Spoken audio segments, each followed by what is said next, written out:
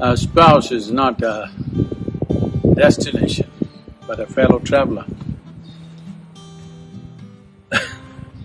The moment you think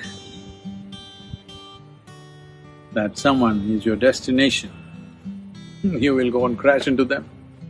You see, these two people they must understand within this limited pot, and life is always in some way, in terms of things around us, it's a limited pot.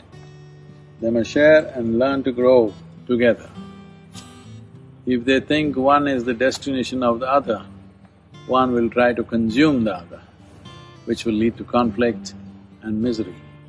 So one must understand, you are getting married because in some way you feel incompetent to make the journey of life joyfully by yourself.